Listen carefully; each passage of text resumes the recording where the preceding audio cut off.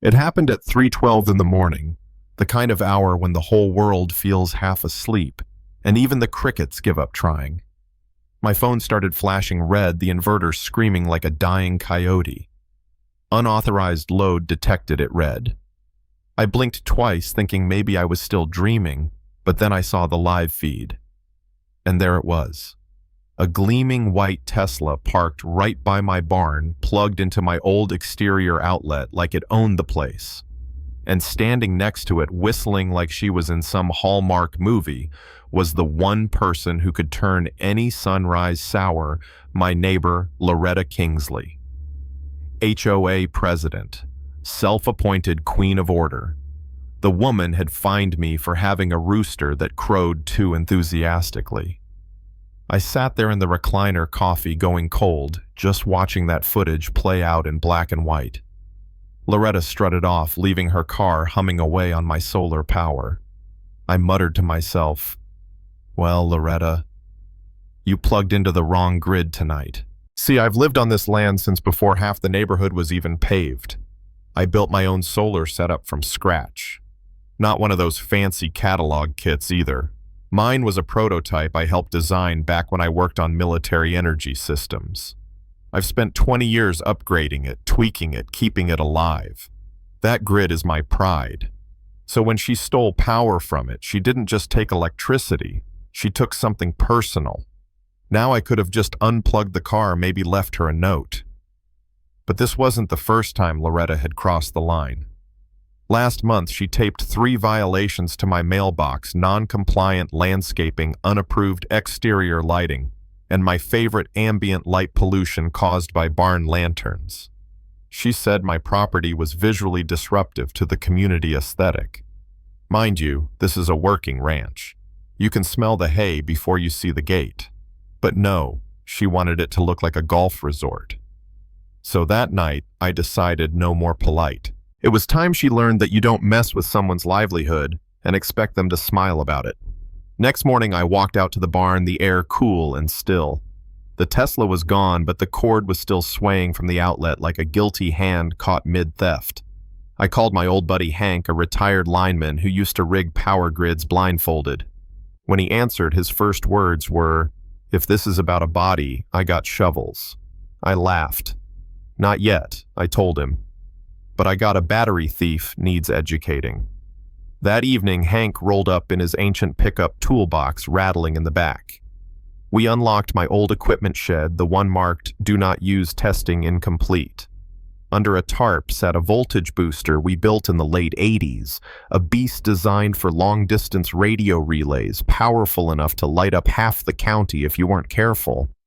Hank blew the dust off it and whistled low. "You sure you want to go nuclear on a Tesla?" "Not nuclear," I said.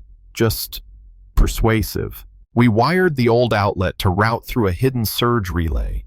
Nothing fatal, just enough to make her car forget its manners. The idea wasn't to destroy, just to teach. By the time the stars came out, everything was ready.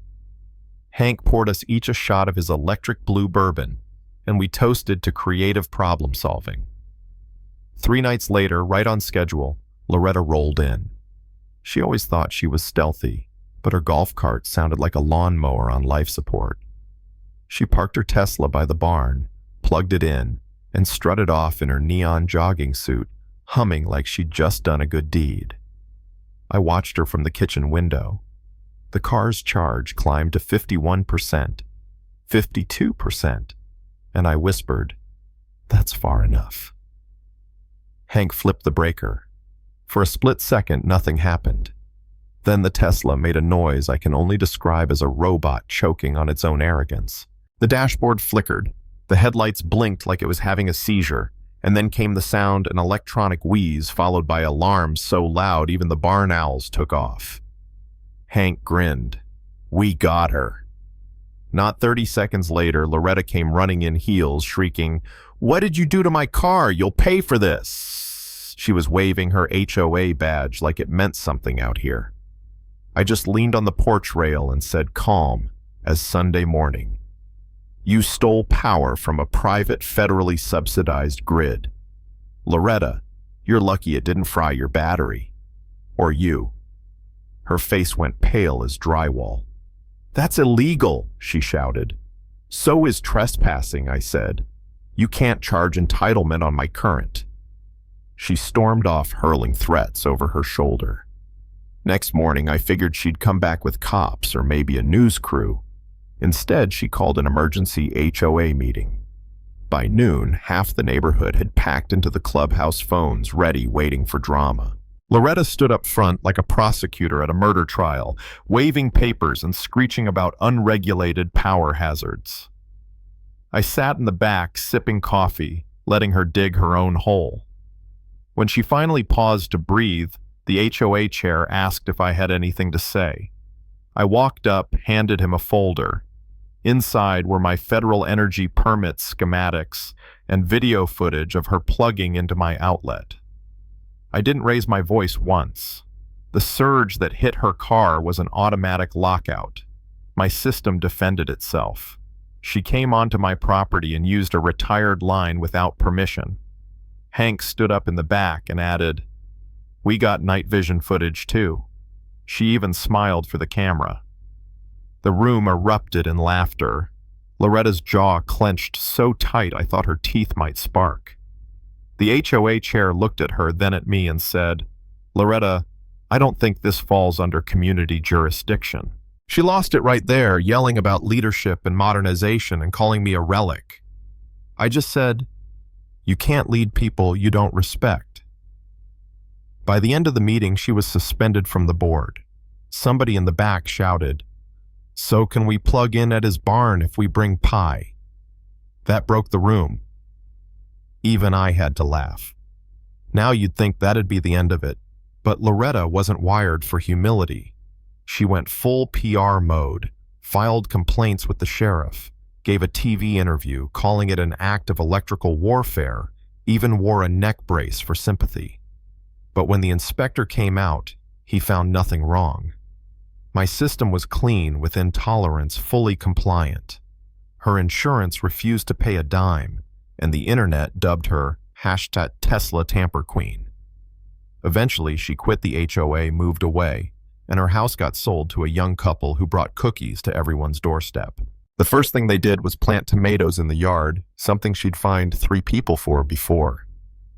The air felt lighter after that, like the neighborhood had finally exhaled. A few weeks later, during a community cleanup, one of the new neighbors asked if he could run an extension cord from my barn to power the bounce house for the kids. He looked nervous, but I just grinned. "You asked, didn't you? Go ahead."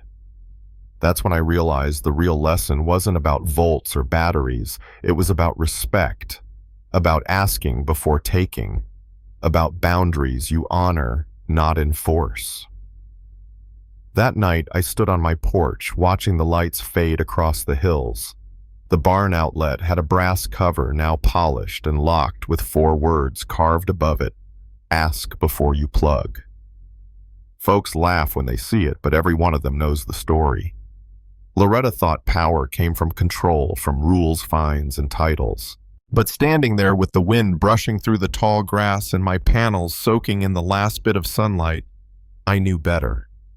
Real power comes from knowing how to use it without stepping on anyone else. And if that lesson cost one smug Tesla its pride, well, let's just say it was a small price for peace. So what do you think? Was I right to teach her that lesson, or did I go too far? Drop your thoughts in the comments. I want to hear what you'd do if someone stole from your grid and called it community spirit.